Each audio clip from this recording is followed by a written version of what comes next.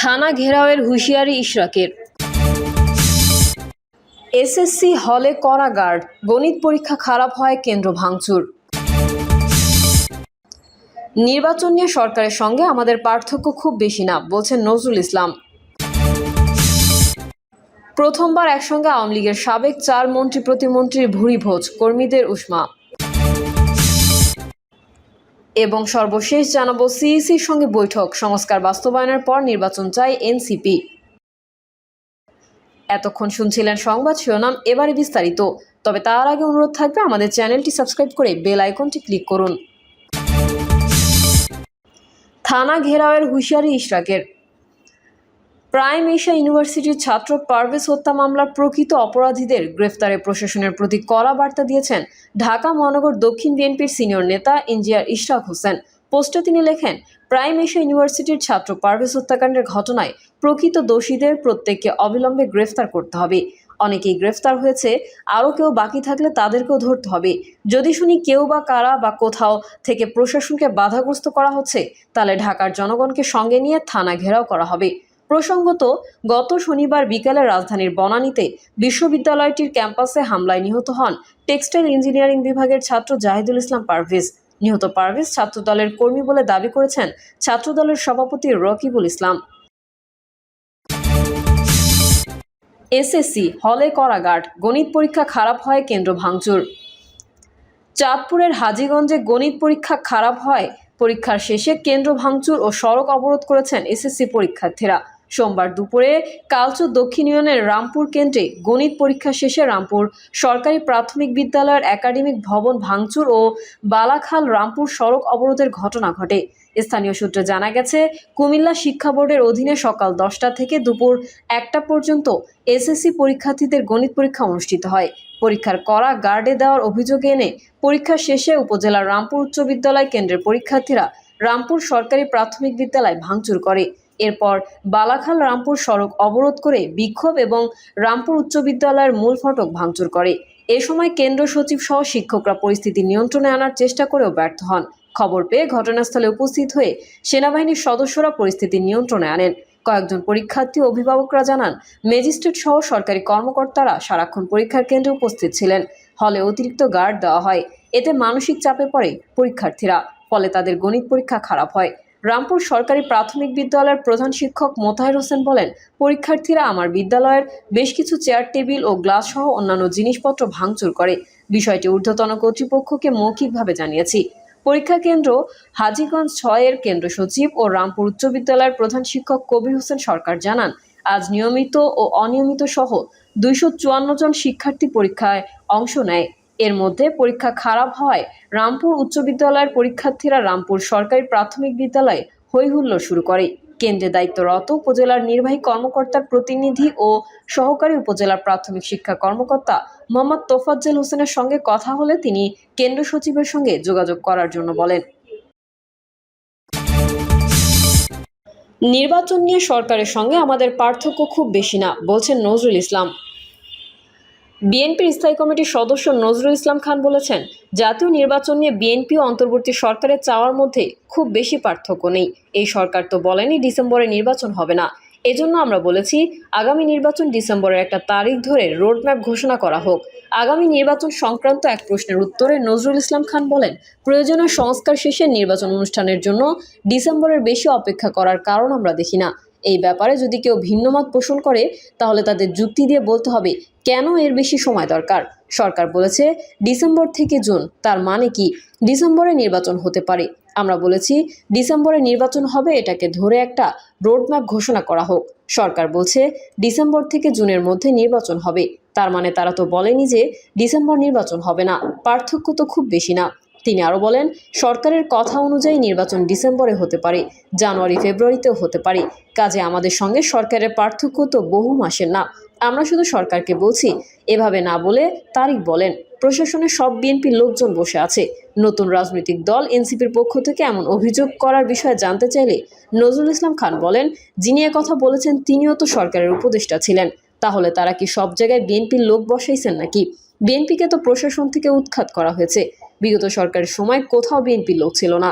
যারা বৈষম্যের শিকার হয়েছিল, অন্যায়ভাবে যাদের সরিয়ে দেওয়া হয়েছিল, চাকরিচ্যুত করা হয়েছিল, তাদের 700-র মতো অফিসার, 114 জন সচিব সহ ভূতাপেক্ষ পদোন্নতি দেওয়া হয়েছে। এদের মধ্যে থেকে একজনকেও এখনো পদায়ন করা হয় নাই। তাহলে বিএনপির লোককে বসানো হলো কোথায়? প্রথমবার একসঙ্গে আওয়ামী লীগের সাবেক 4 প্রতিমন্ত্রী মন্ত্রীর ভুরি ভোজ, কর্মীদের উষ্মা। ছাত্র জনতার তীব্র আন্দোলনে দেশ ছেড়ে পালিয়ে গেছেন আওয়ামী লীগের নেতাকর্মীরা। ক্ষমতায় থাকাকালীন বিদেশে তৈরি করা সেকেন্ড হোমে আশ্রয় নিয়েছেন দলটির শীর্ষ নেতারা। সেখান থেকেই এখন সক্রিয় রাজনীতিতে ফেরার চেষ্টা চালাচ্ছেন তারা। বিভিন্ন উপলক্ষ ঘিরে একসঙ্গে মিলিত হতেও দেখা যাচ্ছে এসব নেতাকর্মীদের। সবশেষ লন্ডনে যুক্তরাজ্যের আওয়ামী লীগের সাধারণ সম্পাদক সৈয়দ সাজিদুর রহমান ফারুকের ছেলে ফায়াজ রহমানের বিয়ের অনুষ্ঠানে দেখা গেছে পতিত আওয়ামী লীগ সরকারের সাবেক অন্তত 4 জন মন্ত্রী ও প্রতিমন্ত্রীকে, যেখানে নেতার ছেলের বিয়ে উপলক্ষে একসঙ্গে মিলিত হয়ে ভুরিভোজ সারতেও দেখা গেছে তাদের। লন্ডনের O2 এলাকায় স্থানীয় সময় রোববার ইন্টারকন্টিনেন্টাল হোটেলে ওই বিয়ের অনুষ্ঠানের আয়োজন করা হয়। বিয়েতে অংশ নেন আওয়ামী লীগের যুগ্ম সাধারণ সম্পাদক ও সাবেক পররাষ্ট্রমন্ত্রী হাসান মাহমুদ, সভাপতিমণ্ডলীর সদস্য সাবেক মৎস্য ও প্রাণী সম্পদ প্রতিমন্ত্রী আব্দুর রহমান, সাবেক নৌপরিবহন প্রতিমন্ত্রী খালিদ মাহমুদ চৌধুরী, সিলেট জেলা আওয়ামী লীগের সভাপতি ও সাবেক প্রবাসী কল্যাণ ও বৈদেশিক কর্মসংস্থান বিষয়ক প্রতিমন্ত্রী শফিকুর রহমান চৌধুরী, সিলেট 3 আসনের সাবেক সংসদ সদস্য হাবিবুর রহমান হাবিবও এই বিয়ের অনুষ্ঠানে উপস্থিত ছিলেন।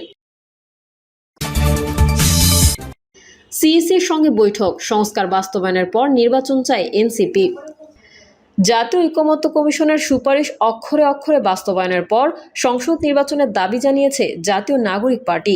মনোনয়নপত্র সশরীরে জমা দেওয়া, দল নিবন্ধন নবায়ন ও নিবন্ধনের সময় বাড়ানো, ঋণ খেলাপি ও হলফনামায় ভুল তথ্য দিলে সদস্যপদ বাতিল সহ 9টি দাবি প্রধান নির্বাচন কমিশনারের কাছে তুলে ধরেছে দলটি।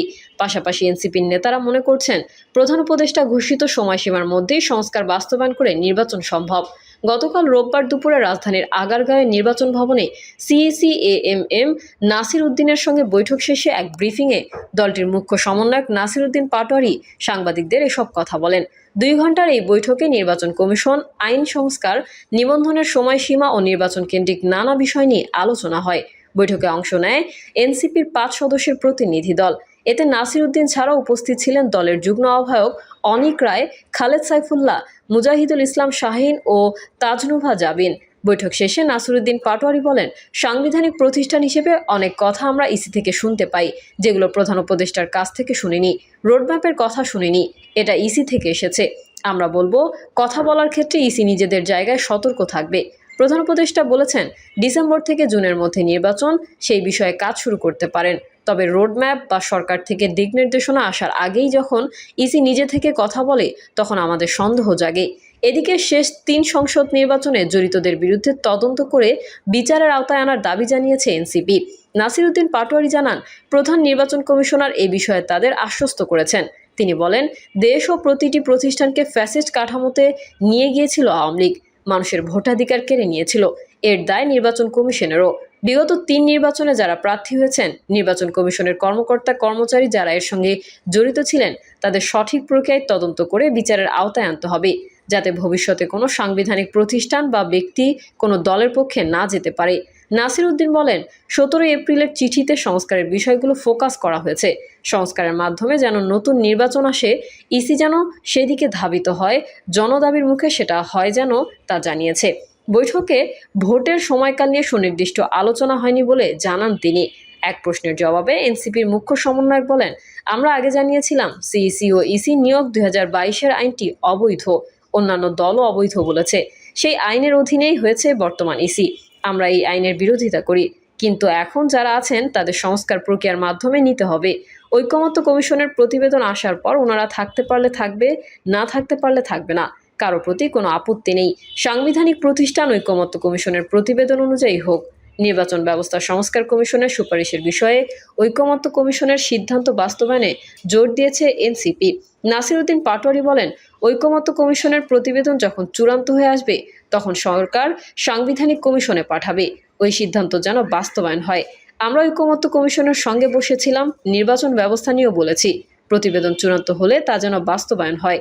এনসিপির এই নেতা জানান, মনোনয়নপত্র জমা দিতে সশরীরে আসার বিধান, 48 ঘন্টার মধ্যে ইসি থেকে নির্বাচনের সার্টিফিকেশন দেওয়া, প্রার্থীর হলফনামা তদন্ত করে সত্যতা নিরূপণ করা, নির্বাচনী সহিংসতা বন্ধে আচরণবিধি ও ব্যয়ের বিধিতে পরিবর্তন আনা, ঋণখেলাপিকে নির্বাচন থেকে বিরত রাখা, হলফনামায় ভুল তথ্য থাকলে প্রার্থিতা বাতিল ও নির্বাচিত হলেও যেন তারা সংসদে থাকতে না পারে সেই ব্যবস্থা করা, প্রবাসীদের ভোটাধিকার নিশ্চিত করা, রাজনৈতিক দল নিবন্ধনের জন্য সময় বাড়ানো, রাজনৈতিক দলগুলো যেন অভ্যন্তরীণ গণতান্ত্রিক চর্চা করে তার তদারকি করার কথা তুলে ধরেন তারা।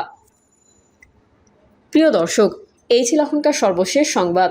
আপডেট ও সংবাদ পেতে চ্যানেলটি সাবস্ক্রাইব করে বেল আইকনটি ক্লিক করুন। কমেন্টে আপনার মতামত জানিয়ে আমাদের সাথেই থাকুন। ধন্যবাদ সবাইকে। আল্লাহ হাফেজ।